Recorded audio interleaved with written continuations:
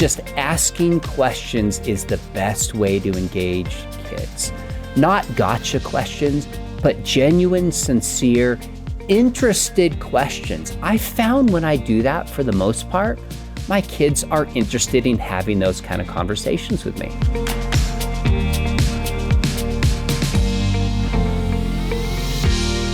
Sean, welcome back to Focus on the Family. It's always good to have you. Well, thanks for having me. This is a treat.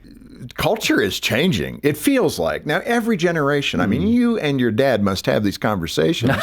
Josh was the guy for evangelism through the 70s and 80s. And, I'm so grateful that he wrote Evidence That Demands a Verdict. That became super important to me in college. It kind of rooted me to go against my professors who were belittling me for being a Christian at a state school, and just pass that along to him. That meant the world to me. It gave me additional foundation to really support me there. But when you look at it, is it any different? There's nothing new under the sun? Is it harder today, or is it just our perception that it's harder today because we're the adults in the room now? Well, so one issue that's really prevalent is the issue of just mental health, depression, anxiety, and loneliness. 73% of 18 to 22-year-olds will say that they sometimes or always feel lonely. Now, the difference between sometimes and always is significant, but this is a generation that many times describes themselves as the loneliest generation. Now, one reason might be that we hear about this all the time, so this generation is more likely to interpret depression or anxiety as some kind of phenomena tied to who they are, as previous generations would just kind of say, well, I'm having a bad day. So that's a piece of it. But I really do think there's a loneliness and there's a pain and there's a hurt in this generation that is different from previous generations. I mean, I had a chance to interview Stuart and Cliff Connectley, and Cliff has been on college campuses since the 80s, doing a lot what my dad does, just debating and talking with non-Christians. And I asked him the same question. And he said to me, he goes, Sean, the questions are the same about, does God exist? Why is there evil in the world? Who is Jesus? Is there a life after death? But the difference today is there's just so much hurt and pain and brokenness that it shapes how this generation processes the truth. And that's exactly my experience as well. Sean, when you look at the spiritual connotation of this, the first scripture somebody ever shared with me when I first became a believer at 15 was John 10:10. Now, if you don't know the scripture and you're not coming from a Christian family like me, man, give us a little more reference, because there's a lot of Johns in the Bible. There's John, there's 1 John, 2 John, 3 John. I was going, okay, which John is it? But I found it, John 10:10. The thief comes to steal, kill, and destroy. When you look at that application, sometimes we can overcomplicate something so simple and right in our face. The enemy of our soul is coming to steal, kill, and destroy God's work in our life, the abundance that he provides for us, the way, the truth, and the life. So that's his reason for existence, is to destroy us in our relationship with God. In that context, when you look at what technology is doing, the loneliness factor, all the things that you're talking about, when you put that spiritual lens on, is he being that successful? Well, I'm not anti-technology. I love my smartphone. I use it. I don't think technology is bad, but we often don't think about how technology affects us, how technology affects our discernment of truth, how technology affects our relationships. And oftentimes, just with students, I'll ask them this question. I'll say, do you think smartphones are good or bad? And they're not quite sure what to do with that. I'll say, well, take a car. It's actually good, but it can be used for bad. But think about how much a car changed the way we experience the world, how much further we can go. How does a smartphone change the way you think about God? How does it change the way you relate to somebody sitting next to you? And I found that with students, just asking those questions, helping them process it, because yes, Satan is using it as a tool. Now we're using technology here, hopefully for good, to spread the truth, but Satan can use the very same technology and is using it through social media, having a huge influence on the lives of this generation. Yeah. Let me parlay that into the discussion. Of course, you're a trained professor, and you can have those discussions and feel confident about those discussions. You've read a lot, you've learned a lot, and you should be probably the smartest guy in the room at Biola. Maybe not always. Some of your students are pretty good. But, for the average parent, for example, or maybe even a grandparent, and you're talking to your 15, 16-year-old about deep concepts, you want to have those conversations. And I'm just reminded of Charlie Brown, remember the adult, wah, wah, wah, wah. And to your point, the entertainment industry packages their persuasion in such bite-sized forms and influential ways, and storytelling is powerful. And here we come along, kind of the clunky parent trying to tell our kids about what the Bible has to say about truth.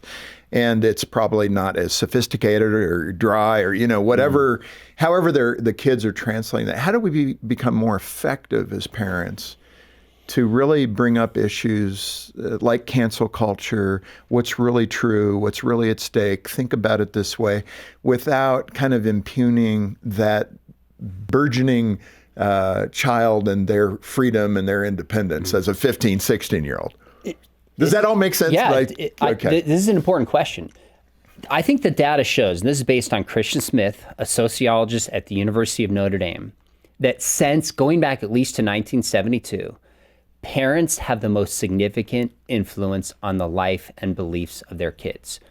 Not Hollywood, not Netflix, not Disney, That's not hard social to believe, media. but it's true. It is true. It's consistently. Now, that doesn't mean those other factors aren't significant. They are. But parents, by default, have the most influence over their kids. So start there. How do we have influence? Well, the most important thing, if you want to speak in your kid's life, is to build relationships with your kids.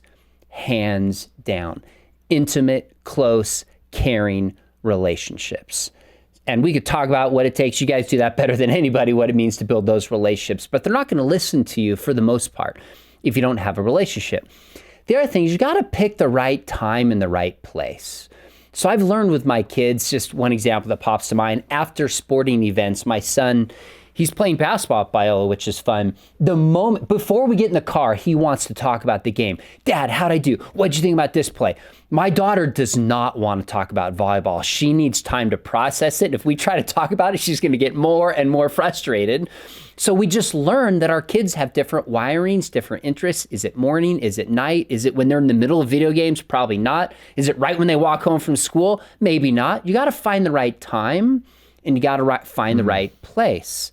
And I've also found just asking questions is the best way to engage kids.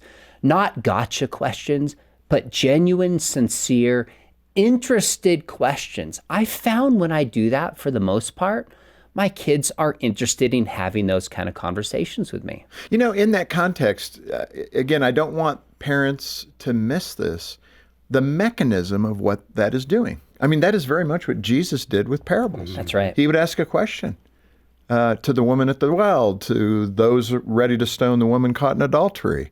Who's without sin? There's a game stopper.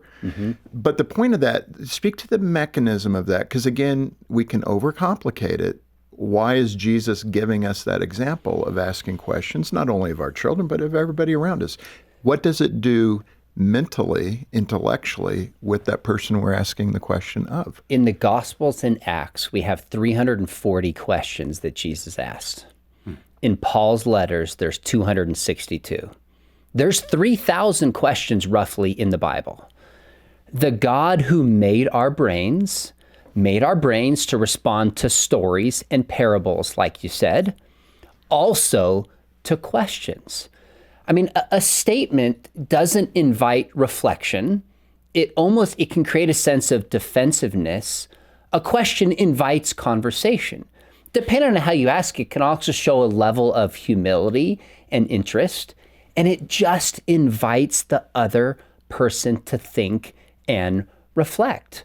So it's actually a skill to learn. My wife and I talk about this a lot, and I listen to people, interviewers who ask good questions, and I'm always thinking, why did Jesus ask that question there? Why didn't he ask a different question? It's a skill to learn and is the single best way, I think, for evangelism, to talk to our kids. I even asked with my wife, I think, what questions have I not asked my wife to unlock certain things about our relationship that I've never thought of before? Questions, questions, questions. And you know what? It's okay to sit with questions. It's good. Over and over again, when I talk to people who've deconstructed their faith to the point of deconversion, I'm telling you, Jim, over and over and over again, what I hear is people saying, I didn't have room for questions in the church. My parents shot me down. My pastor just told me what to believe. He said, well, just read the Bible and pray. That's fair. That's a fair criticism. And I hear it a lot. I thank God in my family that my dad was not threatened by questions. He would ask us questions. He wouldn't give us simple answers. He wanted to teach us how to think and how to reflect. So that's another thing questions do. And by the way, the older I get, the more questions I have for God, not less. And you said earlier, I'm supposed to be the smartest person in the room, not remotely in comparison with the faculty at Bio and Talbot. Are you kidding me? But the older I get, the more I actually realize I don't understand and the more questions I have. And that's okay, and that's good with faith. And by asking questions, you help a young person understand you can believe and follow God and not have it all figured out. Fair enough. And Sean, I'm thinking about a couple of my kids who aren't exactly, we'll say, closely walking with the Lord right now. As I have conversations with them, I love this theme of questions. What are some questions I can ask them that won't get into triggering them or causing them to say, well, you're just in lecture mode again, Dad? So how do I unpack kind of a worldview? What are you thinking? What are you building your life on without trying to slip in, some of what they already know, I believe? Obviously, you're not implying this, but sometimes people think if I just ask the right question, it's a trick to get my kids to come back to believe what I want them to. That sometimes people ask the question in that spirit. I think the real beginning of a good question is the motivation and the heart behind it, which I know you want to love your kids. I'm curious about them. And you're curious is exactly the right word. Okay. A lot of my own interviews, I want to be charitable, and I also am curious. That's what motivates me, though. So if somebody's just curious, they're going to come up with a question that's not a gotcha question. And you don't have to agree with them. But this shows humility, it shows curiosity, it shows kindness. And you know what? Sometimes when we're parents, I've asked my kids some questions where I make myself vulnerable, and sometimes they're like, whew, that's the answer I was hoping for. Other times I'm like, okay, that was painful. Yeah. Like, I really needed to hear that. I'd almost rather not hear it. But the only way I can love you is by hearing that and adjusting. Let's move to an example, because folks love examples. You and your son decided and agreed upon going and seeing the Freddie Mercury biography. I think it was Bohemian Rhapsody. I saw that movie, not with my son, but my son saw it as well. So we had a very similar conversation. But what was your takeaway going with your son, and what was the discussion like? Yeah, that movie was probably about 7 years ago or so. So my son, who's now 21, was 14. It's PG-13. He goes, hey, Dad, I'm just really interested in seeing this movie. And of course, I asked him, why that movie and why does it interest you? And I thought, it's PG-13, so it's not R, but there's some ideas in this I don't love. So I said to him, and I talked with his mom about it, I said, what do you think if we go to this movie? And I'll pay, $100 plus for popcorn and tickets these days. If when we're done, you just talk to me about it. Tell me what you think. Tell me what you saw and reflect on it. He goes, sure, Dad. So we go to the movie. We came back and we probably sat down for a half an hour or so at our dinner table. And I just remember asking questions like, hey, tell me what you thought. Is that what you expected? What surprised you most in the movie? What was your favorite scene? Which character were you drawn to? I always start positive. Were there any things in the movie as Christians we can celebrate and we can agree with? Are there any ideas that are actually biblical in this film? Then I said, are there any ideas in this film that should give us pause? Did you ever feel like you were being preached at in this movie? And he drew it out, and we just talked about it. And so the idea was, look, faith is really best passed on in conversation like that, in relationship. I just had to ask questions and then at times weigh in with my reflection. That's what I try to do with my kids when I can. Yeah. You know, in the culture right now, getting back to your book, A Rebel's Manifesto, part of this that I've seen, and I fall prey to this. I think it's human nature to be accepted, to be liked, all those kinds of things, especially people. But one of the things that seems to have the gravitas in the culture today is tolerance. Like if you talk about what is a religion of the day, tolerating everybody's perspective is kind of like the measure of a good person, good people, bad people. And how do we as Christians stand in the wave of the culture moving downstream and say, wait a minute, we're going to destroy marriage. If we destroy marriage as a man and a woman, we're going to harm the culture because children will be brought up in homes that don't have a mother and a father, both of which bring great attributes to a child's learning and capability and, you know, emotional well-being. That's all proven by science. All the research states that. And nobody wants to listen to it. Wah, wah, wah, wah, wah. So how do we teach our kids not to be swept away in that cultural tide?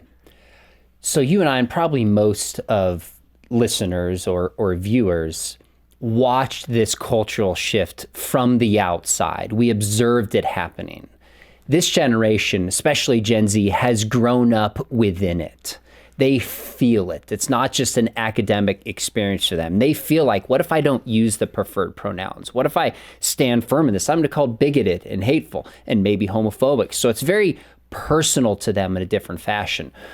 What I want to do is I want to help students see where culture gets certain things right and where culture gets certain things wrong. So without going into too much depth, I think in the MCU Marvel movies that climax with Infinity War and Endgame, there's an example of culture getting love right. Meaning, all these movies, billions of dollars, climax with a question, what is the ultimate hero? And it's Iron Man willingly laying down his life as a sacrifice to save half the universe. That's a very gospel-type message. So I'll point with this generation. I'll say, you know what? Because they're made in the image of God, sometimes people understand that's what real love is. Other times in our culture, love equals affirmation. If I don't affirm how you view yourself or how you feel, you're bigoted and hateful and intolerant. So I want to unpack that with students and say, is it always loving to affirm how somebody feels? Or is it loving at time actually to resist what somebody feels? And intuitively, we know that's what love does. That's what it means to be a parent. But this generation has been so pressed with this false idea of love, we just got to take a step back, help them look at it, and then, of course, look at the example of Jesus, right? He lays down his life, but he also called out sin and he called out evil when he saw it. So I think on our hearts, we know what love is, this generation does. It's just a matter of unpacking some of the lies and confusions in this culture and helping them see what their heart really knows is true. Well, one of the big debates, and I see this, Charlie Kirk is on this all the time, but this idea that Jesus said, judge not, lest you be judged. And then there's a reference to Paul occasionally too, where people will cite him saying, you know, don't judge the world, the Father will judge the world, but judge one another in the church, basically. That's the paraphrase. So when you get that response from the quasi-believer, whatever that might mean, someone who's not fully convictional toward Christ, but the person that he doesn't want to judge others, because, I mean, that's not what our role is, and we shouldn't be harsh on the world or communities that differ with us. How do we process that scripture, judge not? Should we just never think about it or speak of it? But give us some definition so we're healthier. Whenever you hear a Bible verse, the best strategy is to go back to the context and ask, how is it being used there? So, of course, judge not lest you be judged is in Matthew chapter 7 in the Sermon on the Mount. And interestingly enough, Jesus says you got to take the plank out of your own eye before you take the speck out of another. Why? So then you can make a right judgment. He's not saying don't make moral judgments. He's saying you better judge yourself first with the same standard by which you judge others. Of course, that's why in John 7:24, Jesus says, make a righteous judgment. So there are some kind of judgments we're supposed to make, and some kind of judgments we're not supposed to make. So I'm not supposed to judge somebody's heart, right? This is 1 Samuel 16:7. Man looks at the outward appearance, but God judges the heart. I cannot assess somebody's spiritual state with perfect clarity and assess their heart. God is the one who's ultimately going to do that. But if you go back to Matthew 7 in the Sermon on the Mount, in that same passage, he talks about recognizing false prophets, and you'll know them by their fruit. Well, that's a kind of judgment that you're supposed to make. Yeah. So we've got to clarify what judgments we make, what judgments we don't make. And there is a certain sense in 1 Corinthians chapter 2 where we have accountability and judgment within the church and church discipline that we don't have with outsiders. There's a different standard that is there. But yeah, of course, we're supposed to make judgment. This issue, let me just describe it as physical intimacy, if there's other younger ears nearby. But, the way that the world has distorted this, God, number one, he created it for us. Amen. It's the wedding present. I mean, this is the good gift from God. And then, of course, the enemy and our own flesh comes along and distorts it. And we are so bombarded with it. As parents of young children and teens, we've got to be so on our toes about how to help our children process this. And here's the presumption. It's not if, it's going to be when our kids are exposed to this, and then be ready. How do you describe that? How would you coach parents to say, okay, this is how you got the attitude you need, this is what you need to say, etc.? Well, the first thing I would encourage parents with is, and maybe I just remind them that none of us are perfect parents, and none of us have a right to talk to our kids because we did everything right. Obviously, none of us did. So if what's holding you back from talking with your kid about sexuality because I made this mistake or I fell short here, experience God's grace and realize your kids don't expect you to be perfect. Just having the conversation is a win in itself. I met a young man, his dad was actually a pastor, and he was in his 20s, and he was just, the way he described it, an egregious sexual sin. He goes, my dad just never talked to me about this. It was a taboo topic. Yeah. So if it never comes up, you're going to take your script probably from somewhere in the world. My approach is actually, it starts early, in the sense that a kid's worldview about sexuality, I think, starts implicitly, probably from the moment they come outside of the womb. The tenderness with which we talk to kids, touching them appropriately as a child teaches them comfort with their bodies. It is not a one-time talk when kids turn 12. That's right. Way too late. It's an ongoing conversation throughout the rhythm of life. Typically when opportunities arise to just speak into our kids in age-appropriate ways. It's not the talk, it's multiple talks. And when is as early as possible. The twisting of God's design. We have to be straight and truthful and honest about what's going on. The LGBTQ community and the agenda that they represent has done a number on traditional values, traditional definitions of marriage, relationship, etc. Gender, I mean, it's a flame right now, right? In terms of who are you to tell me what gender I am? And we're seeing all the manifestations of that. You had an example, which I think was really good, of a classmate. I don't know if you were the high school teacher at this point, but this classmate that befriended an LGBT classmate. What did she do that made a difference, and how did that relationship develop? Well, this is a daughter of a friend of mine, and I'm pretty sure you would know who this is as well. And he's had conversations with his daughter early on about God's design for sexuality, built a relationship with her. I mean, he parented her, I think, amazingly. And when she was in high school, she befriended a young man who was gay, just a platonic, friendly relationship. And part of her motivation was just, how do I love my neighbor and people who see the world differently? And so they'd study together, they'd watch movies together, they would just spend time together as friends. And my buddy's quite the evangelist. And so her friend was over and he said something effective, hey, son, so tell me what you think spiritually. What do you think about Jesus? I mean, he just cuts right to the chase. And his response in some effect was, I don't know that I'm there. I'm not sure that I believe, but I'm thinking about it. And if I were to get there, it would be because of someone like your daughter. Now, if you're a parent, that's like a mic drop moment. Oh, yeah. You can just call it, that's the greatest, compliment you could get. But I thought it shows the power of relationships, shows the power of engaging others who see the world differently and just loving them as human beings. Now, I just remind people that she was able to do that because she had developed a Christian worldview. Her parents were very intentional with her. I mean, the Bible has a lot to say, and Paul talks about bad company corrupts good character. So we got to help our kids choose friends wisely. But if we help them think biblically first, then they can reach out with confidence and love those who are around them.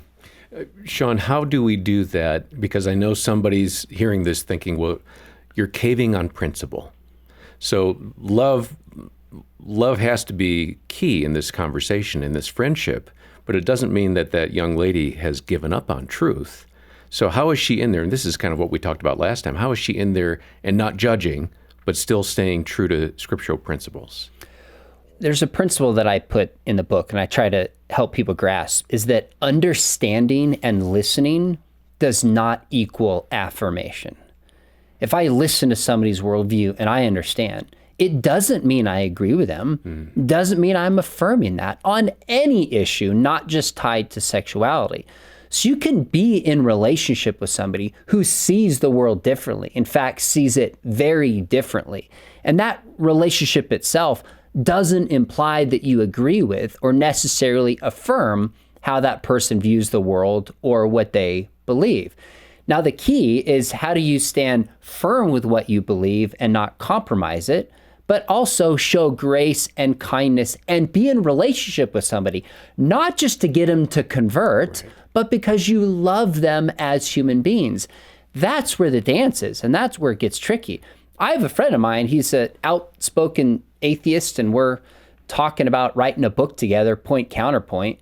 And I said to him, look, I'll be honest, I want you to become a Christian. This is a book about how we have conversations, about how we understand.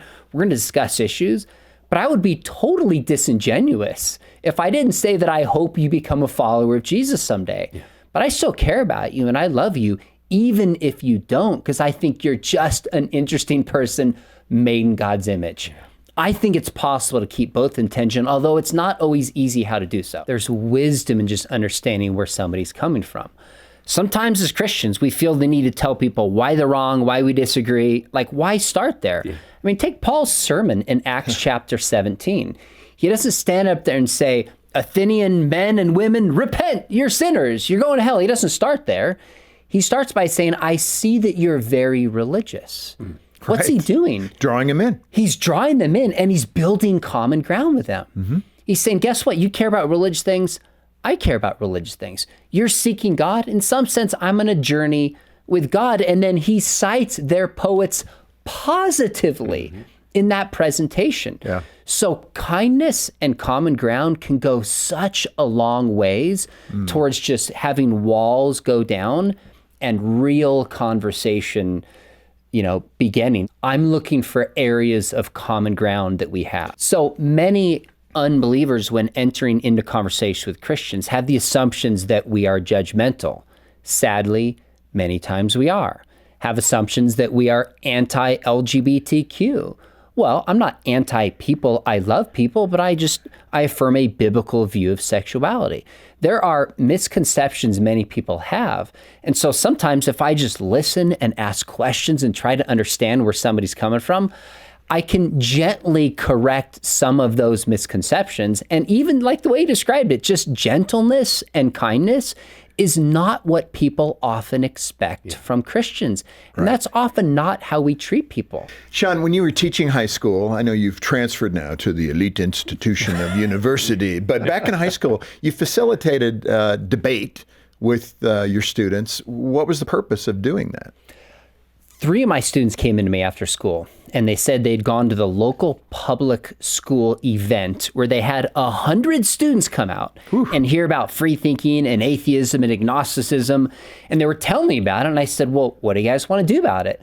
They said, I don't know. And we came up with this idea. They said, well, what if we challenge 3 of their students against 3 of you in a debate on the historical Jesus, morality, and evolution and kind of creationism? And so we went to their students and they agreed. And so we hosted this in our church, and it was packed, which was probably 400 plus people, not a huge sanctuary, but there was standing room only. There was energy in the room. And I remember one of my students got up there in the middle of this, and she made a statement. She said, we all know there's right and wrong. It's intuitive, it's obvious. And that's because there's a moral law. And the best explanation for a moral law is there's a moral lawgiver. So morality points towards God, she sits down. One of their students, an agnostic, he said there is no objective right and wrong. It's all a matter of preference. In fact, morality is like ice cream. He used some illustration like that. And therefore, it doesn't point towards God, and he sits down.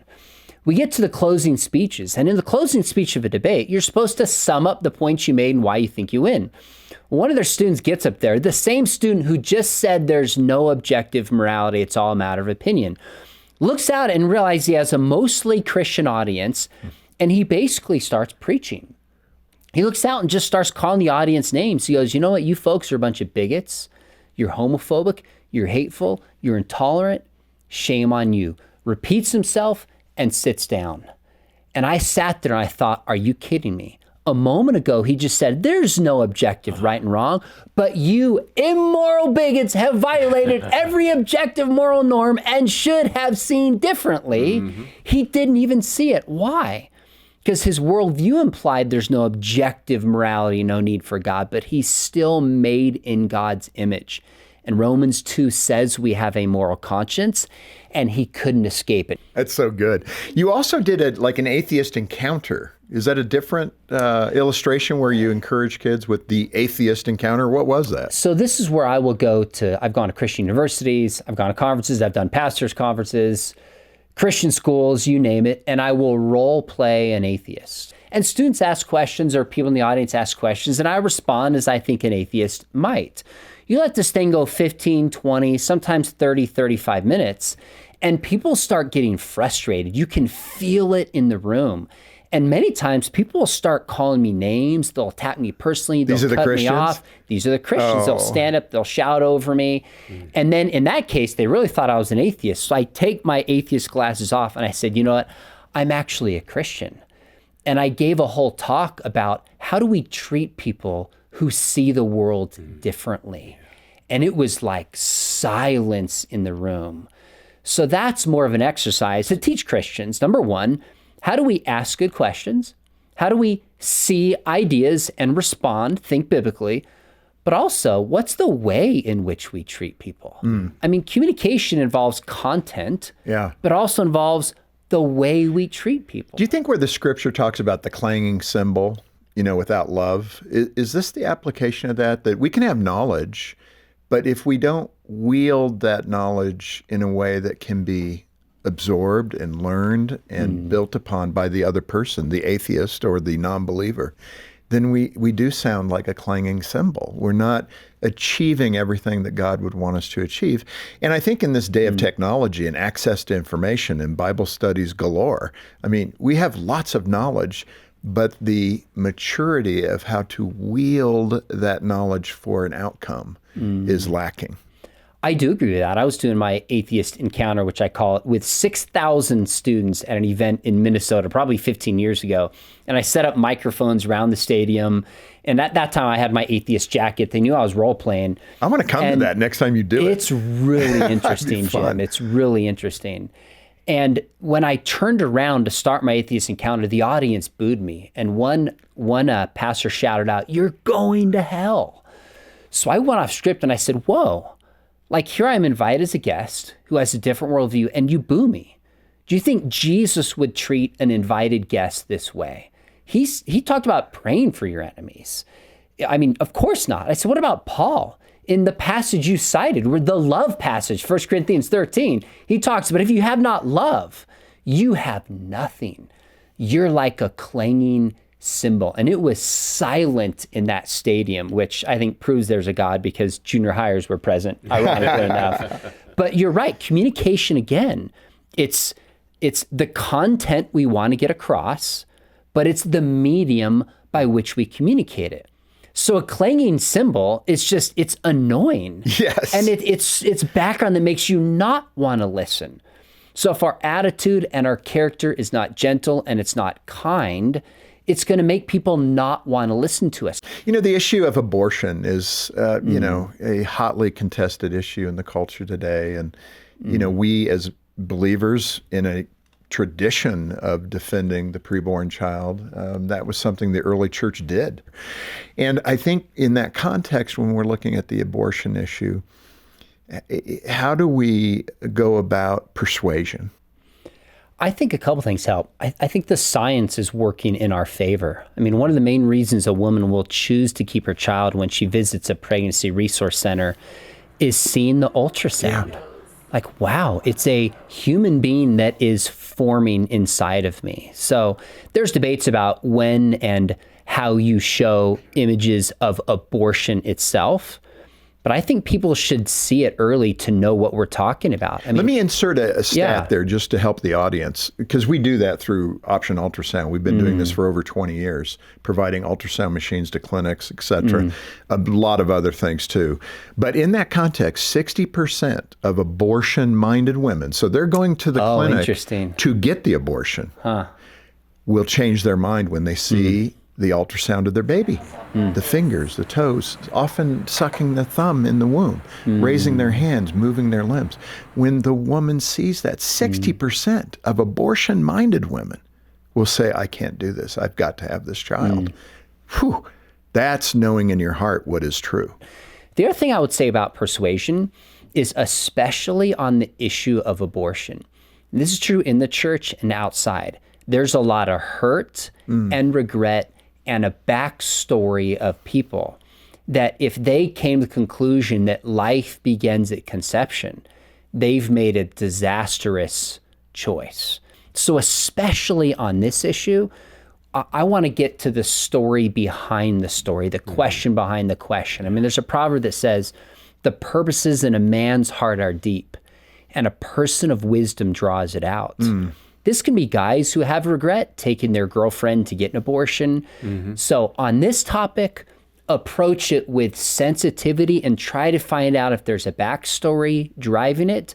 But then we also have to be prepared to make a simple case for the unborn. We've got to be ready. And there's different ways to do this. One simple case is humans get human rights. The right to life is a human right. The unborn are human. Therefore, the unborn has a right to life.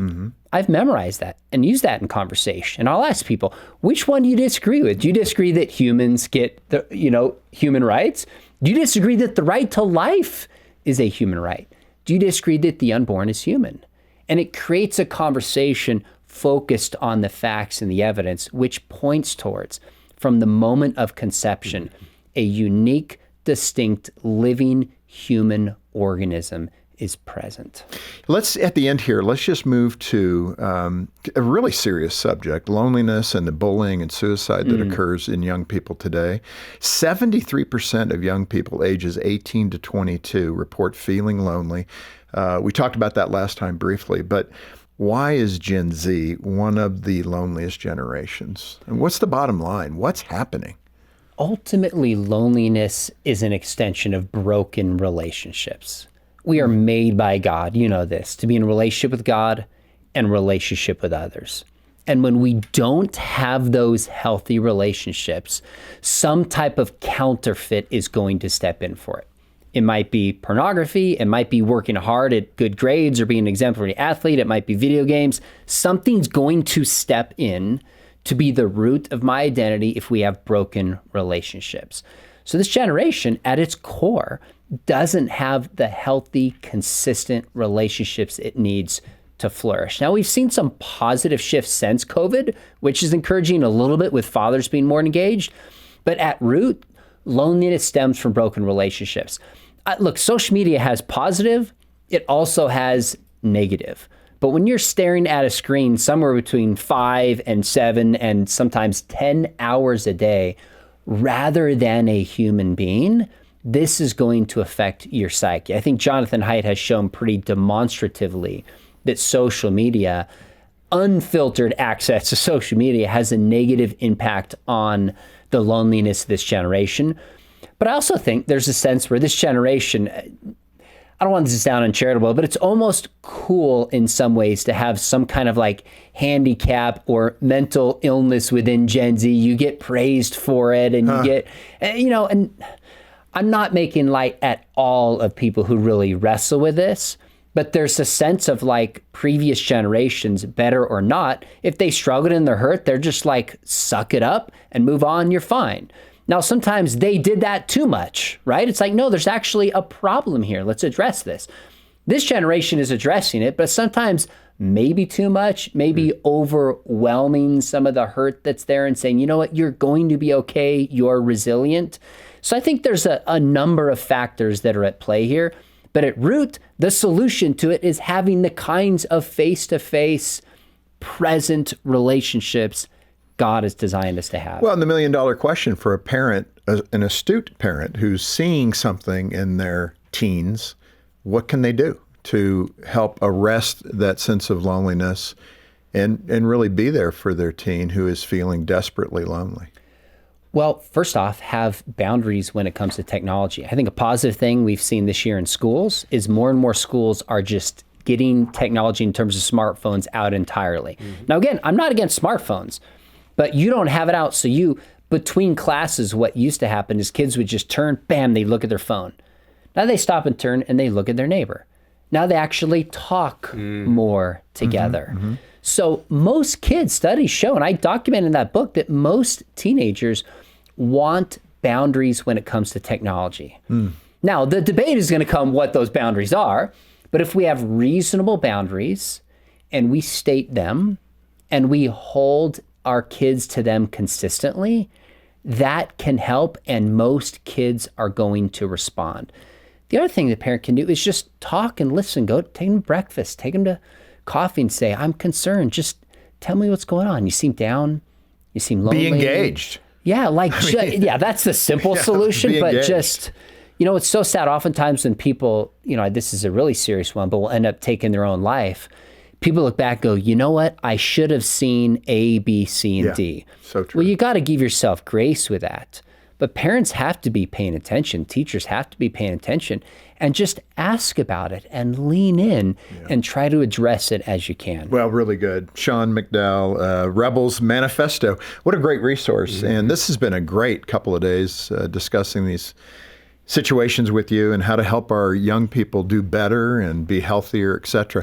Hey, this is Focus's goal. I often say Focus is just a treasure trove of help. And we have counselors, we have resources, books and articles and all kinds of things to help you in this parenting effort, and to be that inquisitive person without the ultimate agenda other than to help your child succeed and be healthy spiritually, emotionally, physically. And so get in touch with us, make a gift of any amount, monthly or a one-time gift, and we'll send you a copy of Sean's book as our way of saying thank you for being part of the ministry. Call today, 800, the letter A in the word family, or click the link in the program description below to donate and to get a copy of this book. On behalf of the entire team, thanks for joining us today for Focus on the Family with Jim Daly. I'm John Fuller, inviting you back as we once again help you and your family thrive in Christ.